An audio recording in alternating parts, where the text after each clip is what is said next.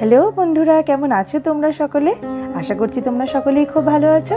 আমিও খুব ভালো আছি। মিতালিস ওয়ার্ল্ডে আমি তোমাদের বন্ধু মিতালি চলে এসেছি নিয়ে আজকে একটা নতুন ব্লগ। তো আজকে আমি বিকেল থেকে ব্লগটা স্টার্ট করলাম বিকজ দ্যাট আমি আজকে সকালবেলার দিকে আমার ছেলেকে নিয়ে ডক্টরখানায় গিয়েছিলাম। তো ছেলে যেহেতু শরীরটা খারাপ করেছিল, ডক্টর বলেছিল যে ওষুধ শেষ হয়ে গেলে একবার আমার সঙ্গে কন্ট্যাক্ট করতে, তো ওই জন্যই গিয়েছিলাম। আর অনেকটাই তাড়াতাড়ি ছিল বলে তোমাদের সঙ্গে আর সেই সব কাজ আমি শেয়ার করতে পারিনি। আজকে অনেক সকালবেলা উঠেছি, 6টার সময় উঠে সমস্ত বাসি কাজ করে, স্নান করে, পুজো করে, রান্না করে আমি গিয়েছি ডক্টরখানায়। আর আমাদের টাইম ছিল সকাল 10টায়। এবারে ওই 10টার সময় গিয়ে আর আমরা বাড়ি ফিরেছি কটায় জানো? 12টা। তো তারপর থেকে এসে আর ক্যামেরা হাতে নিইনি বন্ধুরা। খেয়ে দিয়ে একটু রেস্ট নিয়ে বিকেল থেকেই স্টার্ট করে দিলাম আমি আমার ব্লগটা। তো বন্ধুরা, যারা আমার ভিডিওটি দেখছো, লাইক করছো, কমেন্ট করছো, সাবস্ক্রাইব করছো, আমার পাশে আছো, তাদের অসংখ্য ধন্যবাদ আর অনেকটা ভালোবাসা। আর এখনও পর্যন্ত যারা ভিডিওটা দেখছো অথচ লাইক কমেন্ট কিছুই করছো না, সাবস্ক্রাইবও করছো না, কিন্তু যদি কোনো ভিডিওতে কোনো কিছু ভালো লেগে থাকে অবশ্যই আমাকে কিন্তু একটা লাইক কমেন্ট করো আর চ্যানেলটিকে সাবস্ক্রাইব করে আমার পাশে থেকো। আজকে এই সোফাটাকে একটু ভালোভাবে পরিষ্কার করলাম। তো সোফাটাকে ভালোভাবে পরিষ্কার করে এই সোফার এগুলোকে ভালোভাবে রেখে, আসলে গরমকাল তো সোফার দেখবে এই নিচেগুলো একটু পিমড়ে টিমড়ে হয়ে যায়, তো ওগুলোও যদি তোমার সপ্তাহে 2-3 দিন ভালোভাবে ডিপ ক্লিন করা যায় দেখবে সেই ধরনের প্রবলেম আর হয় না। আর আলনাটা অনেক দিন ধরেই অগোছালো হয়েছিল, সত্যি কথা বলতে কি গোছানোর একদম সেইভাবে টাইম পাইনি। তো আমার আর আলনা না খুব একটা বেশি যেন গোছানো থাকেও না আমার। আজকে বিকেলের দিকে ভাবলাম একটু গুছিয়ে নিই, তো আমার আলনাটাও গোছানো হয়ে গেছে। সমস্ত ঘরদোর পরিষ্কার করে এবার বিকেলে ঝাড়টা একটু দিয়ে দেবো। আর সমস্ত কিছু পরিষ্কার করলে তো ঘরদোর একটু নোংরা হয়, তো ভালোভাবে ঝাড়টা একটু দিয়ে দেবো। কারণ আজকে দুপুরবেলা যে ঘরটা মুছি সেই ঘরটা আমি আজকে আর মুছিনি। রোদ্দুর থেকে এসে না প্রচণ্ড ক্লান্ত ছিলাম, আমার কাজ করতে ইচ্ছাই করছিল না, তো ওই জন্য বিকেলবেলা একবারে ঝাড় দিয়ে দিলাম।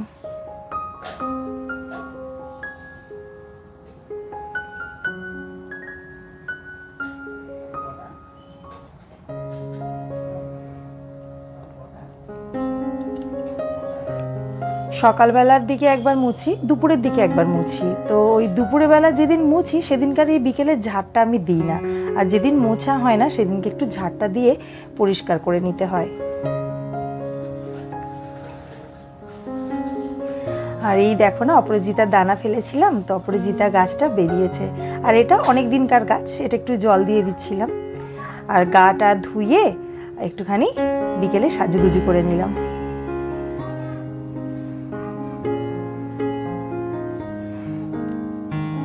এবার একটু চা করব, কর্তামশাই বলছে একটু চা করো, তো এই যে চা বসিয়ে দিয়েছে আর ওইদিকে ডেস্কিতে বসিয়ে দিয়েছে। বন্ধুরা, হয়তো আমি এখন কোনো ক্যামেরা করতে পারবো না, হয়তো সুযোগ হবে না, কারণ আমার পুচকুর সঙ্গে আমি এখন একটু সময় কাটাবো। তো চলে এসেছি রাত্রিবেলার ডিনার নিয়ে। আজকে ডিনারে রয়েছে গরম গরম ভাত, ডাল, আলু ভাজা আর পটল ভাজা, একদম অমৃতের সমান খাবার। তো চলো আমরা এবার রাত্রিরের ডিনারটা কমপ্লিট করে ফেলি।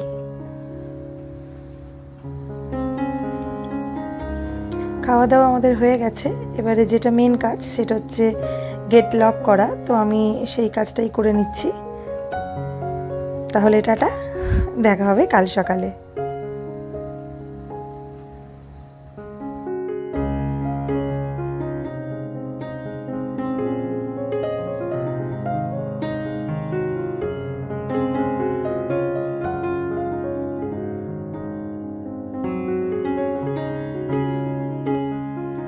গুড মর্নিং বন্ধুরা, চলে এসেছি আবার তোমাদের কাছে নতুন একটা সকাল নিয়ে। তোমাদের কাছে আবার আমি হাজির হয়ে গেলাম।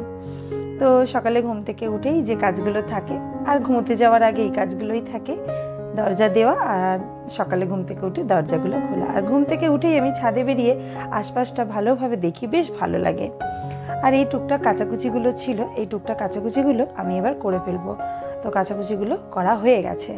তো বন্ধুরা, তোমাদের আমি একটা কথা বলি, আমি যখন ভয়েস ওভার দিই হয়তো তোমাদের সঙ্গে আমি প্রচুর গল্প করে ফেলি, তো তোমরা যেন কেউ কিছু মনে করো না, কারণ আমি গল্প করতে এতটাই ভালোবাসি, যখন কথা বলতে থাকি তখন আর মনেই থাকে না আমি এটা একটা ভয়েস ওভার দিচ্ছি। কিন্তু কি করব বলো, গল্প করলে আর আমি যেন থামতেই পারি না। তো কেউ কিছু যেন মনে করো না আমার এই এত কথা বলার জন্য।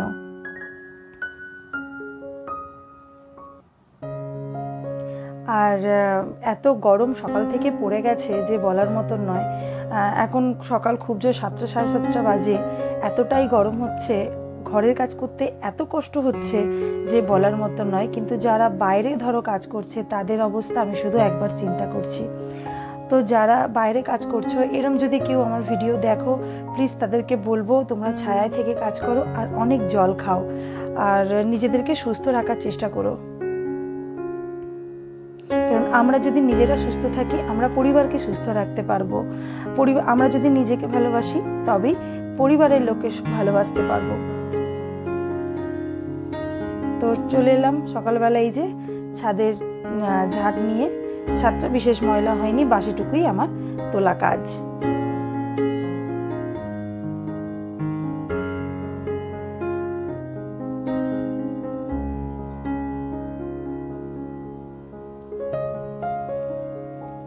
আর এই সিঁড়িটাও একটু ঝাড় দিয়ে দেবো, কারণ সিঁড়িটা ঝাড় দিয়ে দিলে মুছতে অনেকটাই সুবিধা হয়। তবে বন্ধুরা, সত্যি কথা বলতে কি, রোজ আমি কিন্তু সিঁড়ি ঝাড় দিই না, আমি সপ্তাহে 3 দিন সিঁড়িটা ঝাড় দিই আর রোজ মুছে দিই।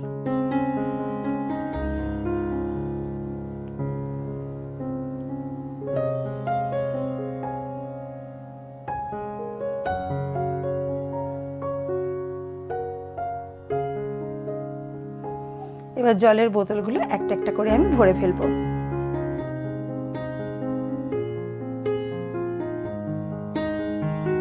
তো ঘরটা এবার আমি পরিষ্কার করে মুছে নেবো। তো এর আগের দিন যখন আমি আমার ছেলেকে নিয়ে ডাক্তারখানায় গিয়েছিলাম, তখন ওখানকার অনেকেই বলা পাওয়া করছিল, তাদের মানে নিজেদের মধ্যে আলোচনা করছিল তাদের হাঁটুর ব্যথা এবং কোমরের ব্যথা নিয়ে।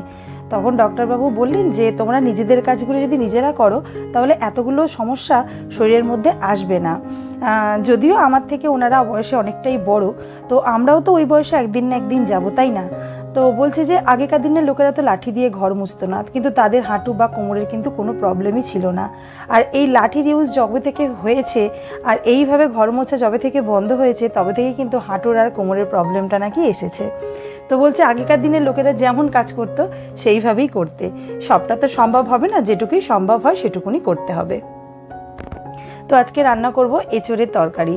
এঁচোড়টা একদম আমাদের গাছের টাটকা এঁচোড় পেরে আর এই রান্নাটা করে নেব। প্রেসারে আগে একটা সিটি দিয়ে নেব, দিয়ে রান্নাটা কমপ্লিট করব। তো এই দেখো আমার এঁচোড় রান্না কমপ্লিট। এবার দুপুরের লাঞ্চটা আমরা সেরে নিই। তো লাঞ্চ কমপ্লিট করে বাসন টাসনগুলো এবার আমি একটু মেজে নিলাম। বাসন মাজা হয়ে গেলে টুকিটাকি যে কাজগুলো থাকবে সেই সমস্ত কাজগুলো সেরে নেব।